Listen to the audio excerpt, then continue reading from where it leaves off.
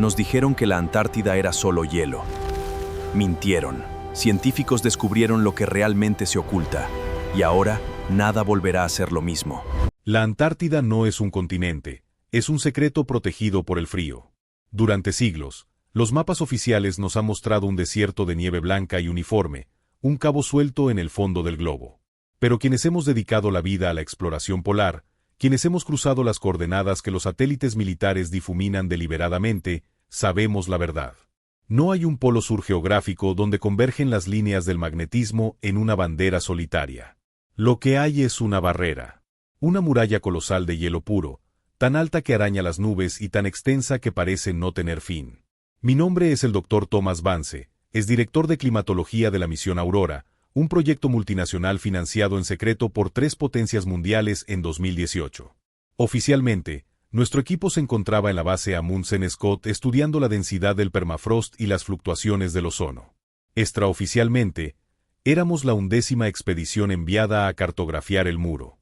Éramos 14 hombres y mujeres equipados con tecnología que la población civil no verá hasta dentro de 3 décadas, rompehielos de fusión térmica, drones cuánticos capaces de operar a 60 grados bajo cero y trajes exoterguidos con calefacción electromagnética.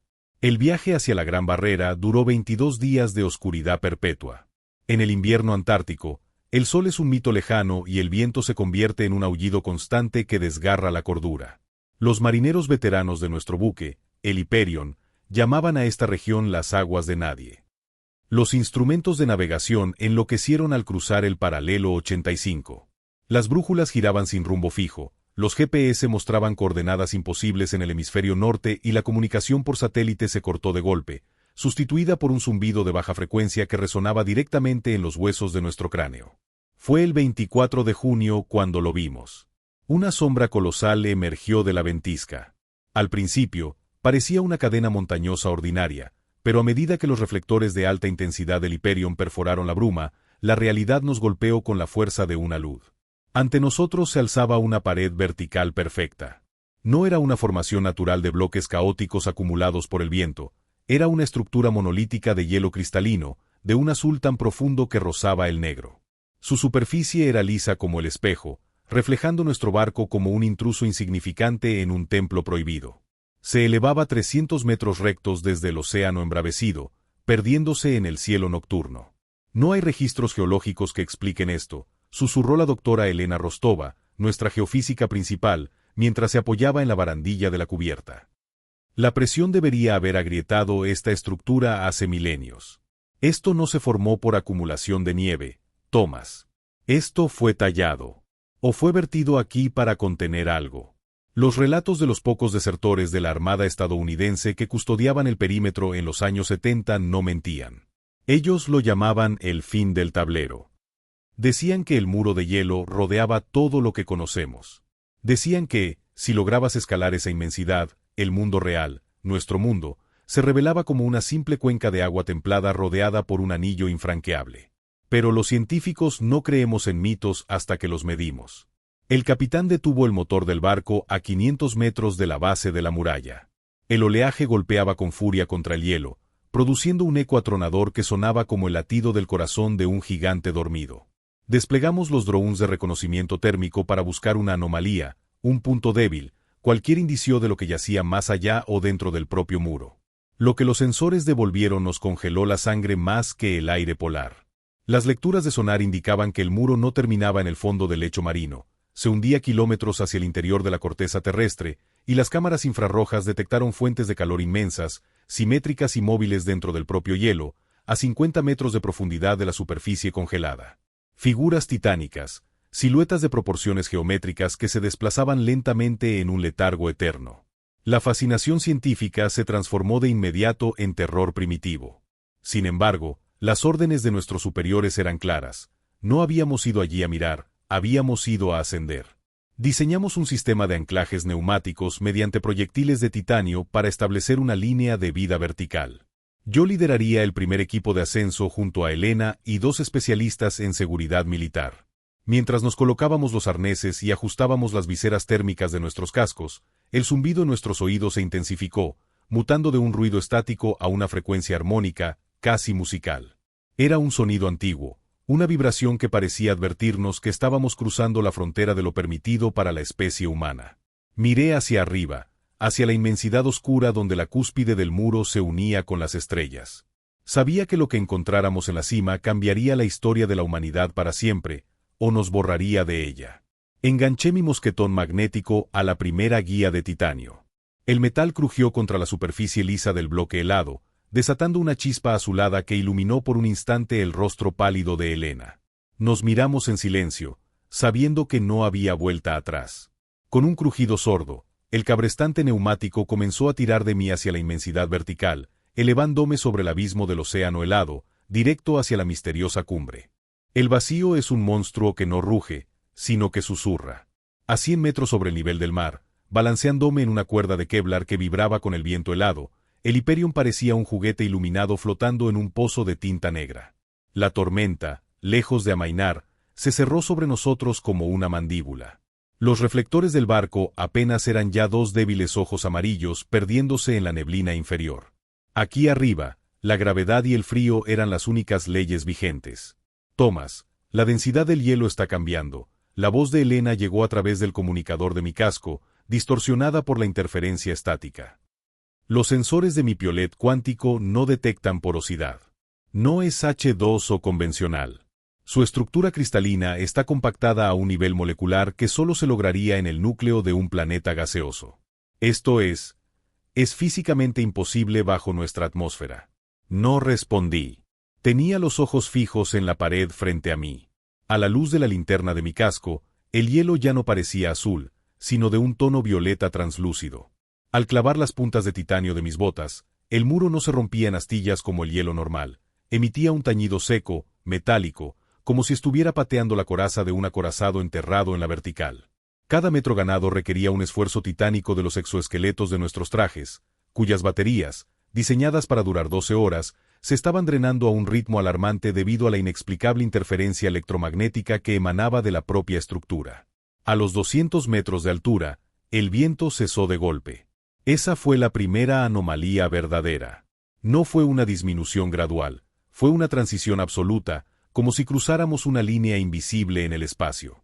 El aire se volvió de repente denso, pesado, impregnado de un olor a ozono y azufre que lograba burlar los filtros de carbono de nuestras máscaras de oxígeno. Pero lo más perturbador fue el silencio.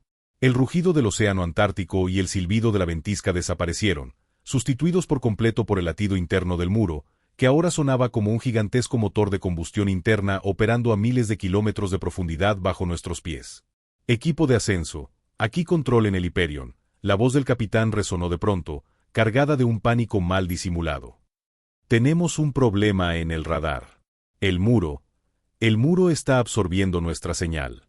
Las lecturas de sonar dicen que la pared frente a ustedes se ha desplazado 3 metros hacia el norte en los últimos 10 minutos. Está cerrando el canal.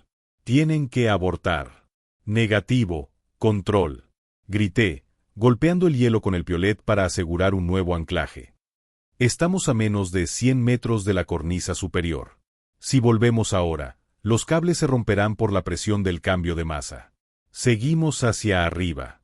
Miré hacia abajo para buscar a los 2 especialistas militares que nos seguían. Fue entonces cuando los vi. A través de la superficie violeta y cristalina de la muralla, a solo unos metros de profundidad de donde Elena y yo estábamos colgados, unas luces comenzaron a encenderse. No eran reflejos. Eran filamentos bioluminiscentes, venas de un dorado pálido que se ramificaban por el interior del hielo como el sistema nervioso de una criatura descomunal. Las venas palpitaban al ritmo del zumbido sónico. Y en el centro de esa red luminosa, atrapada en el corazón de la barrera, una silueta gigantesca comenzó a perfilarse. No era una formación geológica. Tenía bordes afilados, ángulos rectos perfectos y una geometría que desafiaba la arquitectura humana. Parecía la sección transversal de una torre o el ala invertida de una aeronave de proporciones colosales, grabada con inscripciones que cambiaban de forma a medida que la luz dorada fluía a través de ellas. Elena ahogó un grito. Su piolet, enterrado en una de las secciones del muro, comenzó a vibrar con tal violencia que saltaron chispas purpuras de la roca helada. «Thomas, no nos está congelando, nos está observando», exclamó ella, con la mirada fija en los patrones geométricos que ahora se movían bajo sus guantes. Esto es un mecanismo. El muro es un escudo activo. El hielo es solo el refrigerante. De repente, un crujido sísmico sacudió la estructura. Una grieta horizontal, fina como un cabello pero brillante como un rayo de plasma, se abrió justo entre mis botas y las de Elena. El aire denso que nos rodeaba se expandió con una onda de choque sónica que nos arrojó hacia atrás, dejándonos suspendidos únicamente por las cuerdas de seguridad de Kevlar, oscilando en el vacío absoluto. Las comunicaciones con el Hyperion se apagaron por completo, solo quedó un chirrido agudo que me obligó a apagar el receptor de mi oído. El cable neumático comenzó a enrollarse de forma automática, activado por el protocolo de emergencia del sistema de los trajes al detectar la pérdida de señal. Fuimos arrastrados hacia arriba a una velocidad de vértigo, raspando contra la superficie vidriosa que ahora destellaba en oro y violeta. La velocidad del ascenso me nubló la vista, pero el contador de altitud de mi visera seguía subiendo con furia. 270 metros. 290 metros. 300 metros. La vertical terminó de golpe. El cabrestante nos propulsó hacia una superficie plana y horizontal, haciéndonos rodar pesadamente sobre una llanura de nieve negra que crujía bajo nuestro peso. Habíamos alcanzado la cima de la Gran Barrera. Me puse de rodillas con dificultad, jadeando, mientras el exoesqueleto de mi traje chirriaba por el esfuerzo. Ayudé a Elena a levantarse y encendimos los focos de alta potencia de nuestros hombros, apuntando hacia el horizonte prohibido que se abría ante nosotros. Lo que vimos al otro lado de la muralla congelada no era más nieve, ni el espacio vacío del fin de la Tierra. El paisaje que se extendía ante nuestros ojos desafiaba cualquier mapa, cualquier ciencia y cualquier cordura, revelando por fin la verdadera naturaleza de lo que el mundo exterior intentaba ocultar. El paisaje que se abría ante nosotros en la cima de la Gran Barrera no pertenecía a la Tierra que conocíamos. No había una pendiente descendente, ni un abismo hacia el vacío del espacio, ni las interminables llanuras de nieve blanca que la ciencia académica nos había programado para esperar. Lo que se extendía ante nuestros ojos era una llanura infinita de un material oscuro, de una textura similar al basalto pulido, pero cubierta por una fina y perfecta capa de escarcha cristalina que reflejaba un cielo imposible. «Mira arriba, Thomas». La voz de Elena, desprovista de su habitual rigor científico, sonó como un susurro infantil a través del comunicador de onda corta de emergencia. «Dime que tú también lo estás viendo». Alcé la mirada y el cerebro me dio un vuelco. El cielo nocturno de la Antártida, característico por sus constelaciones familiares y sus auroras australes de tonos verdes y azulados, había desaparecido.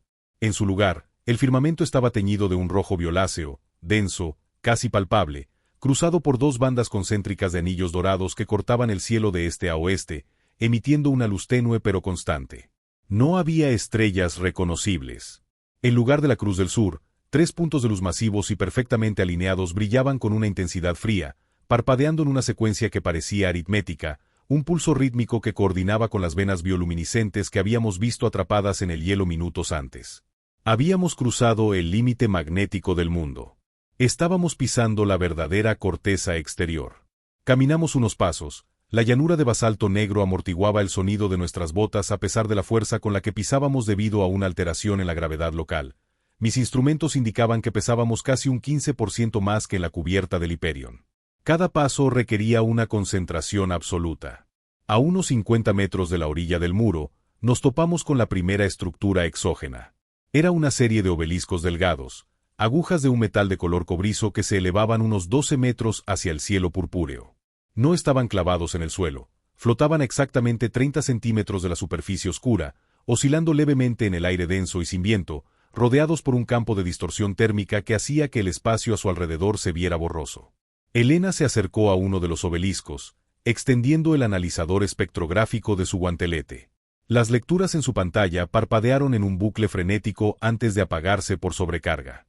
No hay firma cuántica conocida, Thomas. Este metal, sus átomos no están vibrando.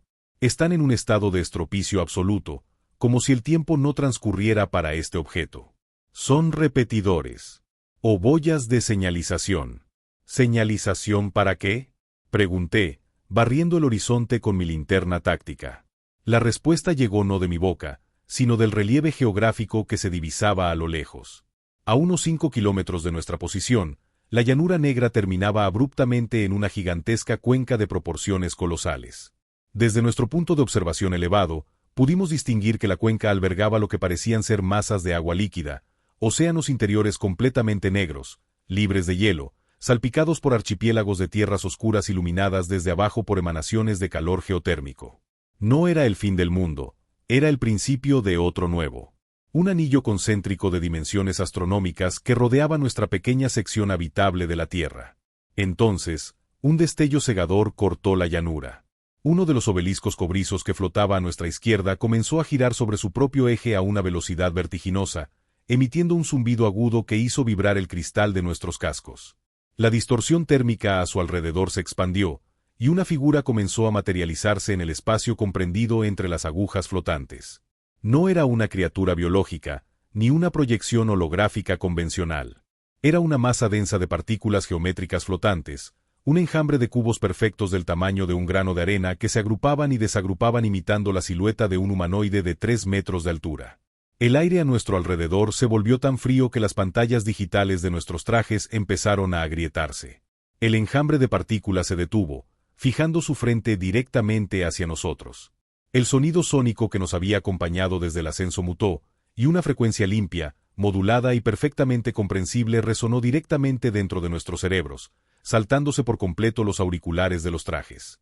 No era un idioma, eran conceptos puros que se traducían instantáneamente en imágenes y advertencias en nuestra mente. La entidad del enjambre extendió un brazo compuesto por miles de poliedros en movimiento, apuntando directamente hacia el camino por el que habíamos venido, hacia el borde de la muralla donde el Hyperion nos esperaba en la penumbra inferior. El mensaje mental fue devastadoramente claro: el ciclo de aislamiento ha sido comprometido. Regresen al contenedor o serán asimilados por la estructura. Elena dio un paso atrás, tropezando con la escarcha. Al caer, su piolete golpeó la llanura de basalto negro, y el enjambre de cubos reaccionó de inmediato, dispersándose en el aire como una nube de avispas metálicas antes de lanzarse en una línea aerodinámica directamente hacia nosotros. El primer contacto de la vanguardia del enjambre con el suelo abrió una hendidura perfecta en la roca basáltica, como si el material fuera mantequilla derretida. «Thomas, muévete», gritó Elena mientras el exoesqueleto de sus piernas la impulsaba hacia atrás, directo hacia el borde del muro. Corrimos con la gravedad aumentada tirando de nuestros pulmones, sintiendo el enjambre metálico pisándonos los talones, cortando el aire con un chirrido de estática que amenazaba con desintegrar nuestros sistemas de soporte vital antes de que lográramos alcanzar la línea de caída hacia el océano habitable. El pánico es un ácido que disuelve la lógica. Correr con un 15% más de gravedad sobre una superficie de basalto negro, mientras un enjambre de partículas geométricas corta el aire a tus espaldas, reduce la existencia humana a una única variable: la supervivencia. Cada zancada en la llanura superior de la Gran Barrera se sentía como si mis botas de titanio estuvieran rellenas de plomo. Detrás de nosotros, los obeliscos flotantes vibraban en una nota tan alta que el cristal de mi visera comenzó a llenarse de microfisuras, un mapa de telarañas que distorsionaba la luz violeta del firmamento prohibido. «A la línea de vida, Elena. Engánchate ya». Bramé a través del intercomunicador analógico de emergencia, el único canal que no había sido fulminado por la estática. Llegamos al borde de la vertical como dos espectros fugitivos. El abismo del océano Antártico se abría a nuestros pies, una boca de tinieblas donde el Hyperion ya no era visible. El enjambre de cubos perfectos se detuvo a escasos 10 metros de la cornisa, suspendido en el aire denso, compactándose en una esfera masiva y perfecta que giraba sobre sí misma de forma frenética. La entidad no nos perseguía para cazarnos, nos estaba arreando. Éramos ganado científico que había saltado la cerca y ahora era devuelto a su corral de agua templada. Elena arrojó su mosquetón magnético hacia el cable de Kevlar que colgaba hacia el vacío. El metal chocó con un chasquido sordo, pero la línea de vida, antes tensa y segura, vibraba como la cuerda de un violín sobretensado. El muro seguía moviéndose, desplazando su masa molecular y triturando los anclajes neumáticos de titanio que habíamos clavado 300 metros más abajo. No hubo tiempo para cálculos. La esfera de partículas doradas se expandió de golpe, lanzando una onda expansiva de energía cinética que nos empujó al vacío. Caímos. El descenso no fue una maniobra controlada, fue una caída libre interrumpida por los tirones violentos del sistema de frenado automático del exoesqueleto, que chirriaba y despedía humo negro por las ranuras de ventilación. La velocidad nos azotaba el rostro a través del casco agrietado. A nuestra izquierda, la pared vertical del muro ya no era un espejo liso de hielo violeta, ahora bullía.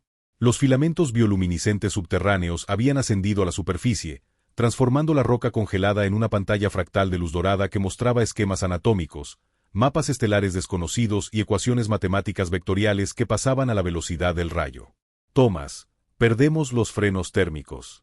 Las baterías se van a fundir. El grito de Elena fue cortado por un soplido de aire presurizado. Una de las guías de su traje explotó bajo la fricción, haciéndola girar descontroladamente en el vacío. Con el brazo derecho extendido, logré atrapar la correa de su hombro antes de que se separara de la línea central.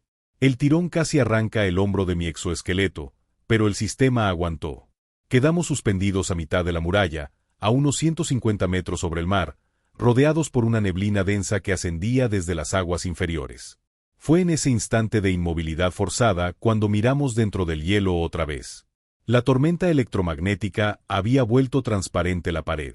A solo 2 metros detrás de la capa cristalina, ya no había solo una aeronave o una estructura geométrica.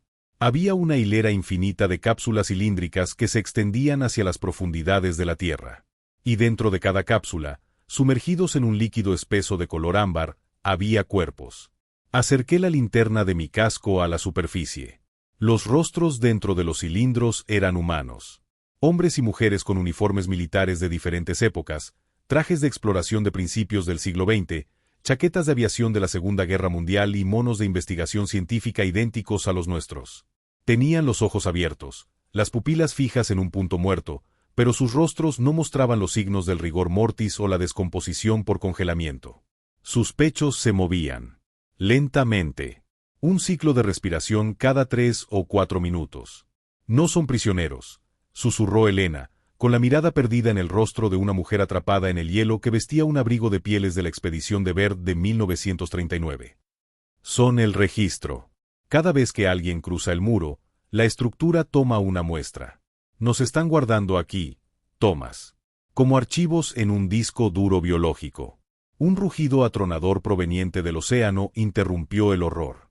Abajo, en la base del muro, el agua estaba hirviendo. No por calor, sino por una descarga de energía de baja frecuencia que generaba olas de 10 metros de altura. Los reflectores del Hyperion parpadearon en la distancia inferior, revelando que el barco estaba siendo empujado por la masa de hielo que continuaba expandiéndose hacia el norte, cerrando el canal de escape como una prensa hidráulica colosal. El cabrestante de mi traje dio un último tirón agónico antes de que el motor eléctrico se fundiera en un destello de chispas. Nos desplomamos los últimos 20 metros, cayendo pesadamente sobre la cubierta de popa del Hyperion, que crujió bajo el impacto combinado de nuestros trajes exoterguidos. El capitán y 3 marineros corrieron hacia nosotros con hachas y cizallas para liberarnos de las cuerdas que aún nos ataban a la muralla en movimiento. «Hay que salir de aquí ya», gritó el capitán, su rostro cubierto de escarcha y sangre por un golpe en el puente de mando. El magnetismo está destruyendo el casco del barco.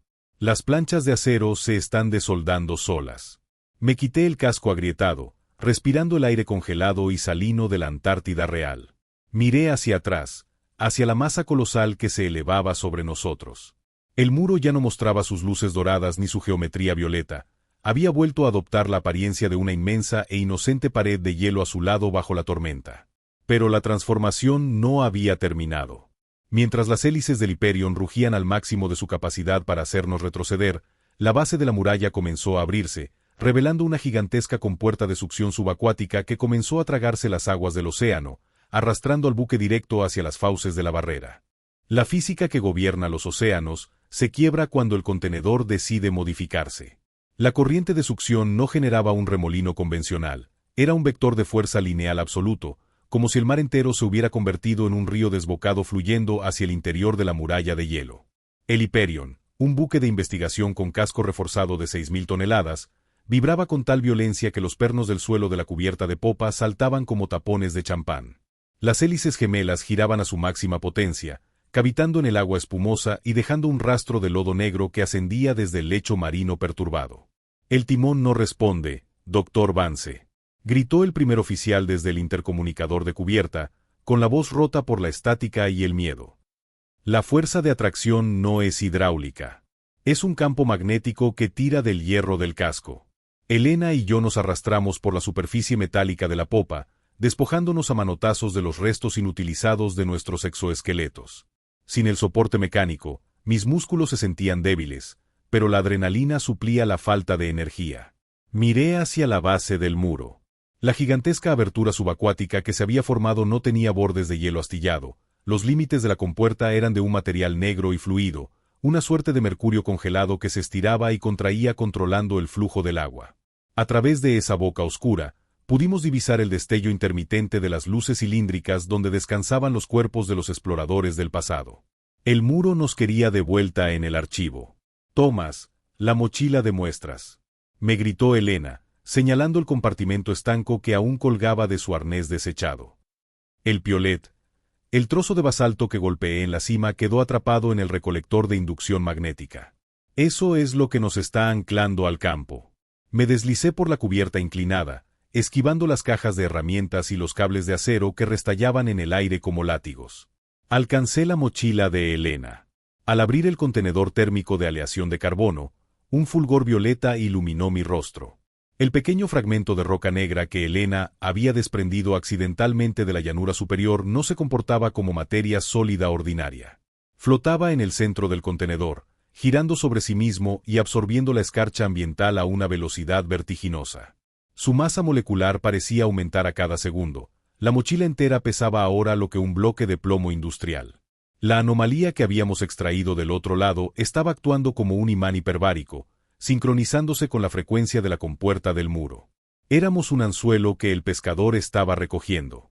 «Hay que arrojarlo al mar», grité, intentando levantar la mochila, pero mis dedos apenas podían aferrar las correas debido a la tracción que ejercía hacia la plancha de acero del barco. «Si esto entra al puente de mandos, nos hundirá en la vertical. No podemos perderlo», protestó Elena, sujetándome del brazo con los ojos encendidos por una mezcla de terror y obsesión científica. «Es la única prueba física de que la Tierra tiene un límite.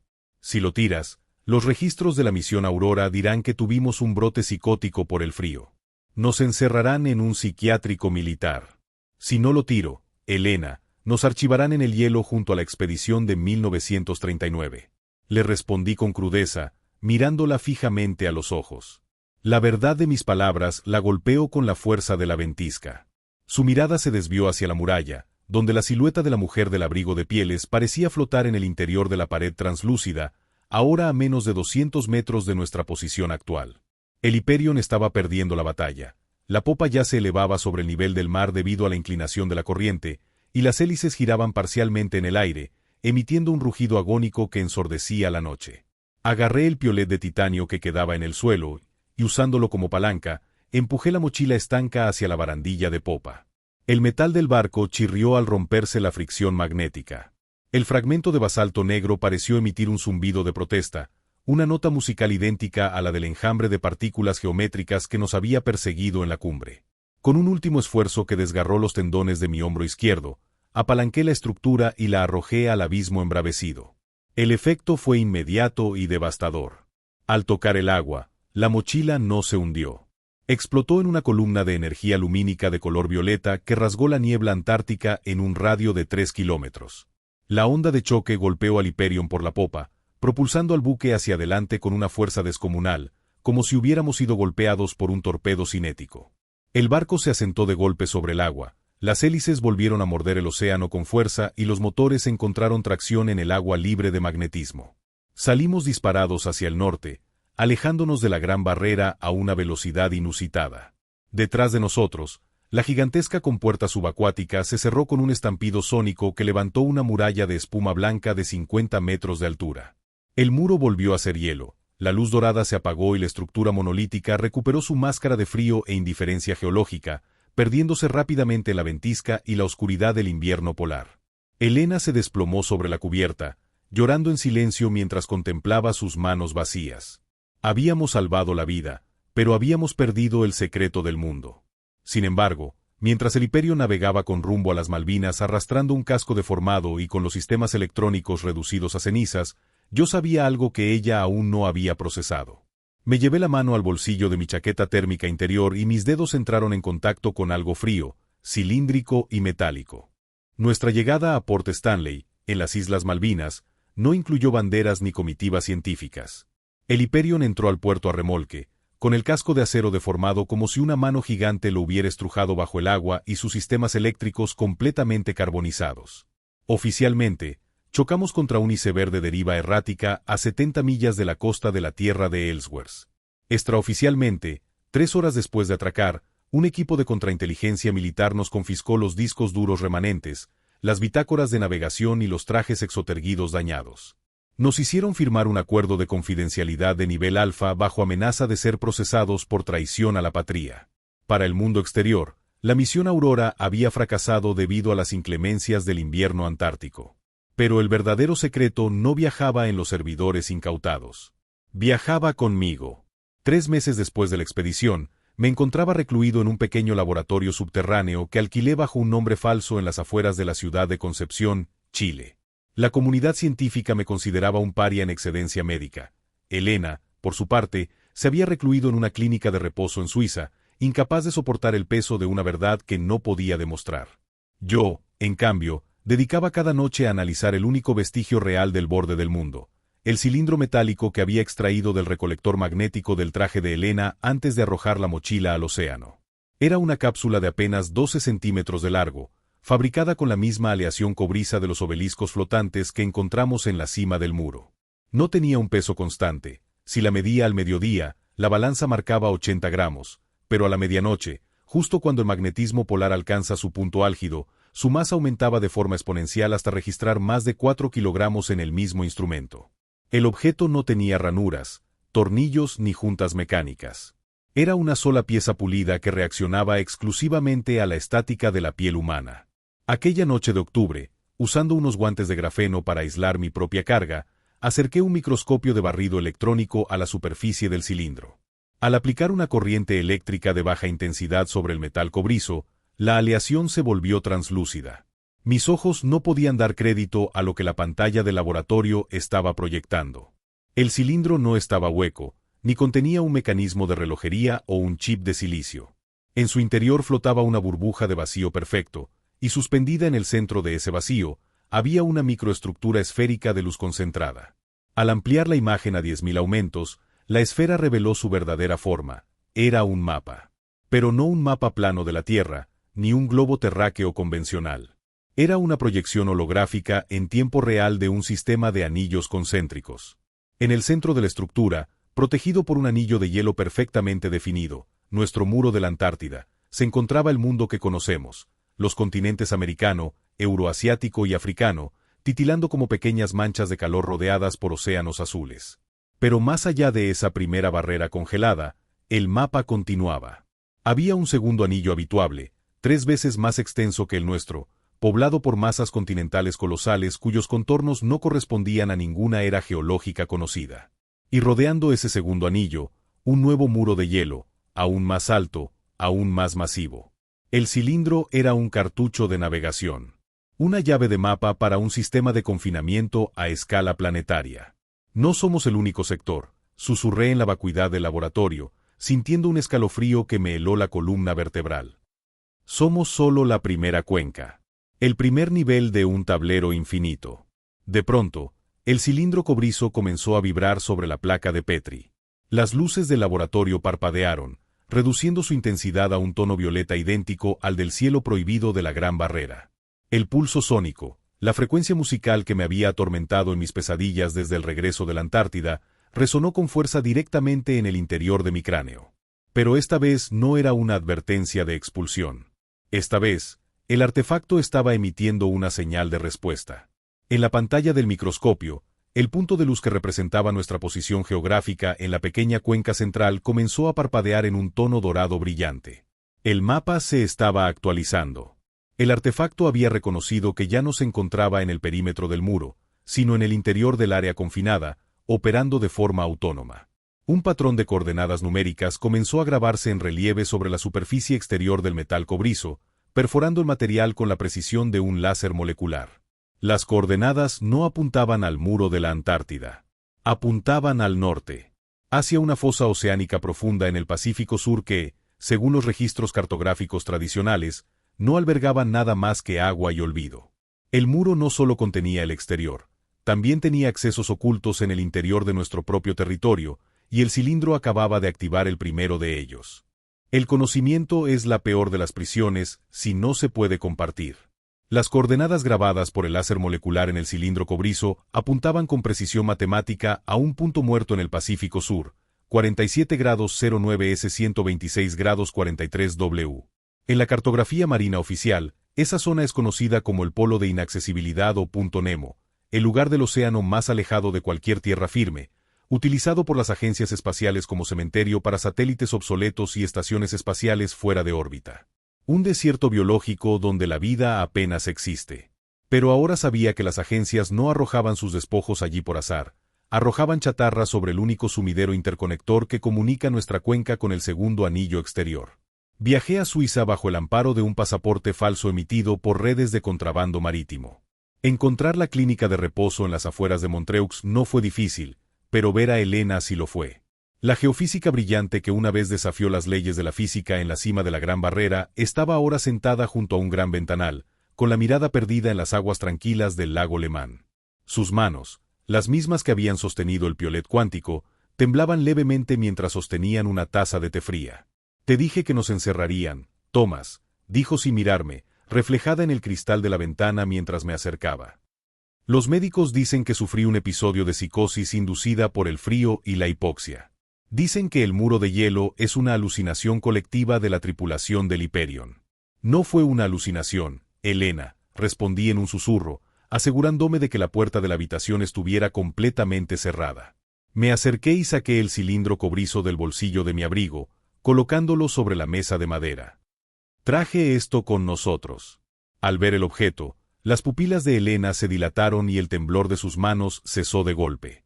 El artefacto, reaccionando a la proximidad de su firma biológica, la misma que lo había activado en la Antártida, emitió un sutil destello violeta que se reflejó en sus ojos. Ella extendió un dedo tembloroso y rozó la superficie metálica. Instantáneamente, las inscripciones moleculares de las coordenadas del punto Nemo brillaron en un dorado pálido. «El cartucho de navegación», susurró ella, y una chispa de la antigua determinación científica regresó a su rostro. «Está vivo, Thomas. Sigue emitiendo en la misma frecuencia fundamental. Apunta al punto Nemo», le expliqué, sentándome frente a ella. «No hay hielo allí, Elena. Hay una fosa oceánica de 13.000 metros de profundidad. El muro no es solo una pared vertical que rodea el mundo, es un campo de fuerza toroidal. La barrera física se manifiesta en el perímetro, pero el nodo de control, el sumidero hidráulico que regula el flujo de nuestra cuenca, está en el centro de la nada. El artefacto nos está dando la ruta de acceso interna». Elena apartó la mirada del cilindro y me miró fijamente. El miedo en sus ojos había sido sustituido por una obsesión fría, la misma que infecta a los hombres que miran al abismo durante demasiado tiempo. «No tenemos barco, Thomas. El Hyperion fue desguazado en las Malvinas y la misión Aurora está oficialmente sellada bajo secreto militar. Si intentamos alquilar un buque científico, las alertas de la inteligencia naval se encenderán antes de que salgamos de Valparaíso. Nos detendrán en alta mar.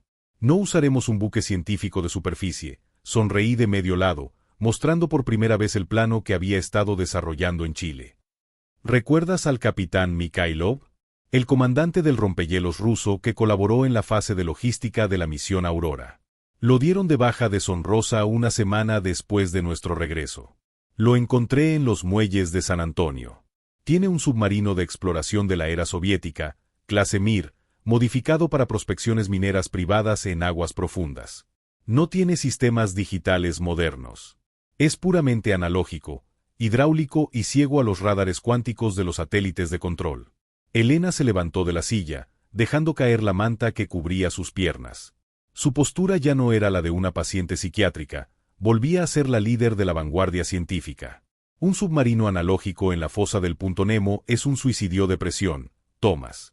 A esa profundidad, si el cilindro no abre el nodo de la estructura, seremos triturados por el océano en menos de un segundo. Es el único camino para salir de la pecera, Elena. O nos quedamos aquí a esperar que la contrainteligencia decida que sabemos demasiado, o bajamos a ver quién está operando el mecanismo». Ella no dudó. Agarró el cilindro de la mesa y lo guardó en el bolsillo de su bata. La decisión estaba tomada. El viaje de regreso no sería hacia el borde del mapa, sino hacia sus profundidades abisales, allí donde la civilización humana arroja sus satélites muertos para que nadie vea lo que se esconde debajo del agua. El metal tiene memoria, y bajo la presión del océano abisal, esa memoria se convierte en un quejido agónico. A 4000 metros de profundidad en el punto Nemo, a bordo del Krasny Oktyabr, el submarino soviético clase Mir modificado por el capitán Mikhailov, el mundo exterior ya no existía. Las planchas de acero estructural de 2 pulgadas de espesor crujían con un sonido seco, intermitente, como si una falange de gigantes invisibles estuviera golpeando el casco con martillos de plomo. El aire en el habitáculo central era espeso, frío y saturado con el olor a grasa de motor e hidrógeno de las baterías modificadas.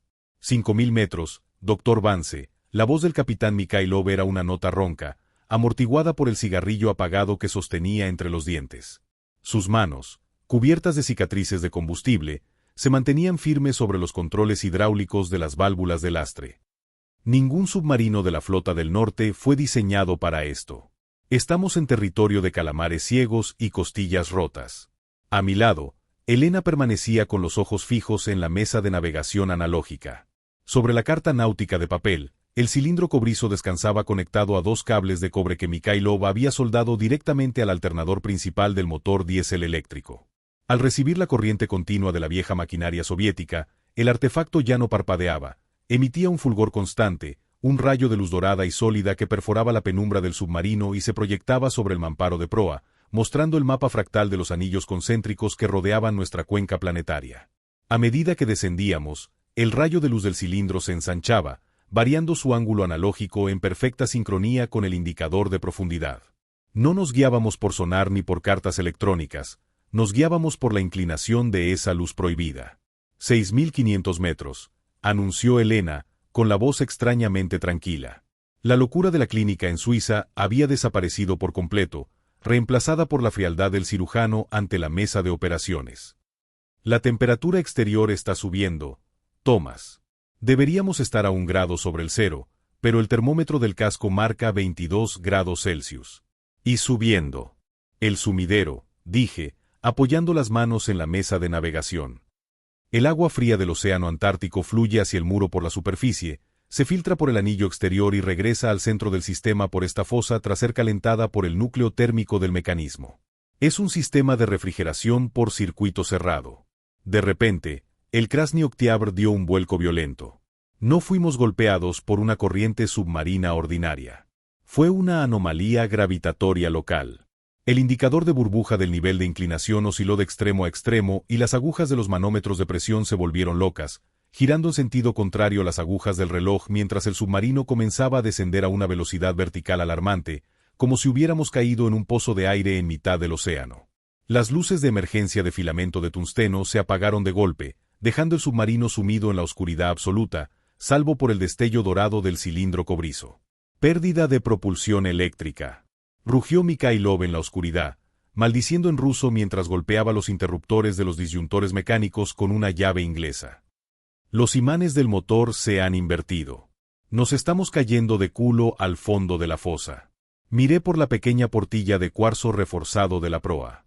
Los focos halógenos exteriores del submarino parpadeaban moribundos, pero no hacían falta. El fondo de la fosa del punto Nemo, a 8000 metros bajo el espejo del agua, estaba completamente iluminado.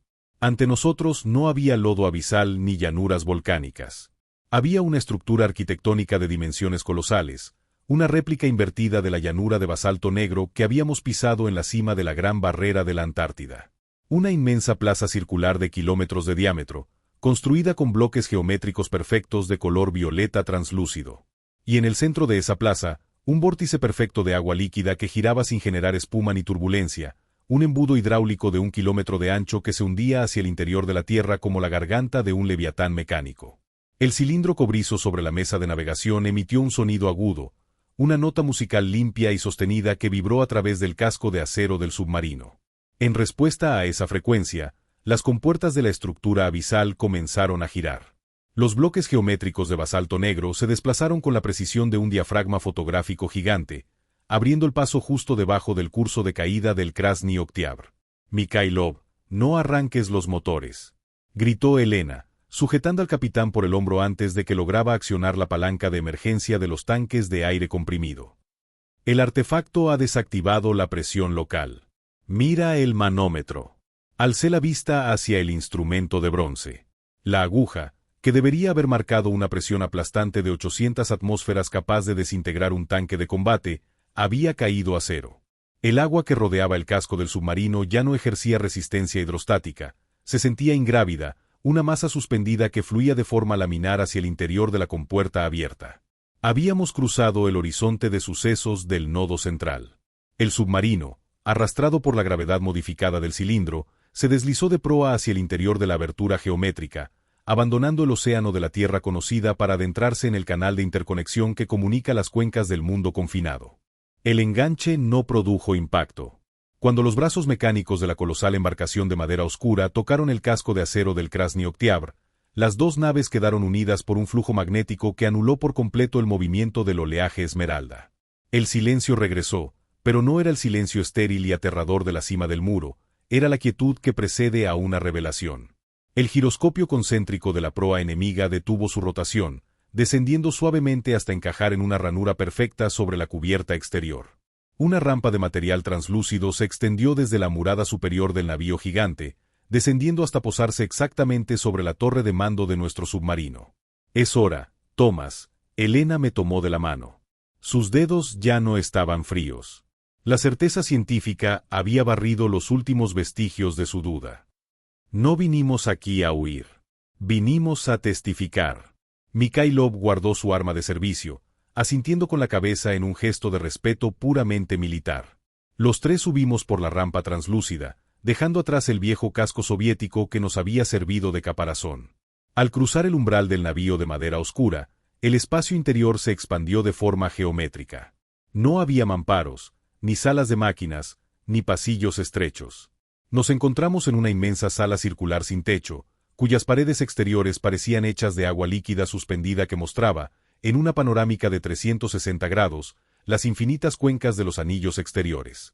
En el centro de la sala, rodeando una mesa circular de basalto negro idéntica a la llanura de la Antártida, nos esperaban tres figuras. No eran alienígenas con rasgos deformes, ni deidades mitológicas coronadas de fuego. Eran humanos. O al menos, poseían la impronta anatómica perfecta de nuestra especie.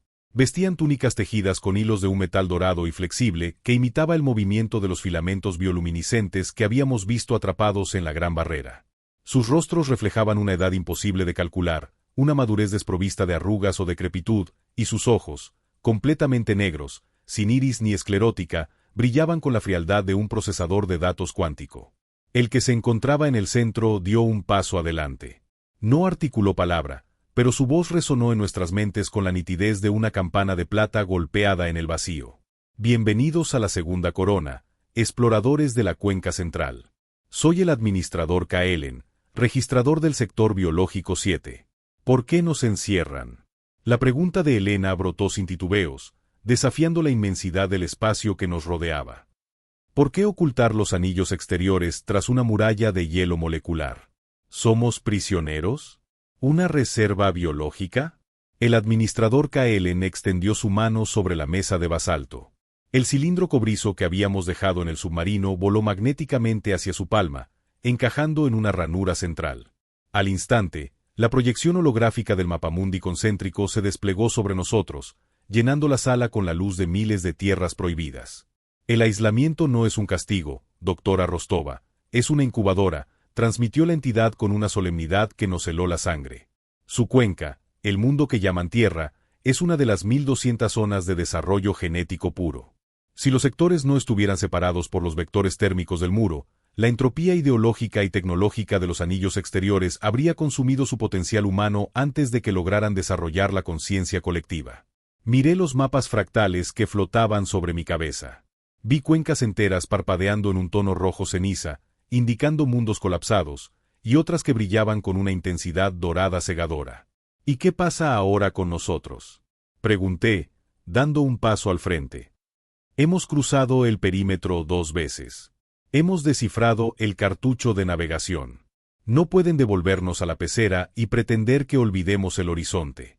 El administrador miró a los otros dos silentes de la mesa, y por primera vez, una sutil sonrisa de reconocimiento humano se dibujó en sus labios de piedra. Nadie regresa al contenedor tras haber asimilado la frecuencia del muro, Dr. Vance. Su ciclo en la cuenca central ha concluido. El capitán Mikhailov regresará para guiar a los próximos disidentes cuando los sistemas electromagnéticos de su era colapsen inevitablemente en el año 2030. Pero usted y la doctora Rostova tienen una nueva función. Kaelen señaló los mamparos de agua líquida de la sala. Las imágenes de las infinitas cápsulas de los exploradores atrapados en el hielo de la Antártida aparecieron en primer plano. Pero ya no se veían como cuerpos durmientes en un museo de cera, se veían como nodos interconectados, una inmensa red neuronal humana cuyos pensamientos y experiencias eran procesados en tiempo real para estabilizar el equilibrio climático de la propia barrera. Han demostrado poseer la densidad molecular necesaria para operar el mecanismo, concluyó la voz mental de Kaelen, mientras el barco de madera oscura comenzaba a virar hacia el interior del océano Esmeralda, directo hacia una nueva e inmensa estructura circular que se divisaba en el horizonte prohibido. A partir de este instante, ustedes ya no son el ganado que salta la cerca. Son los nuevos ingenieros de la Gran Barrera. Bienvenidos al mantenimiento del fin del mundo. Miré a Elena, y en el reflejo de sus ojos negros, vi que el mapa del universo concéntrico ya no era un secreto que debíamos ocultar, sino un destino que finalmente íbamos a gobernar. El Krasny Oktyabr se perdió en la distancia inferior, un simple punto de acero viejo en un mar sin límites, mientras nosotros nos adentrábamos en la eternidad del segundo anillo.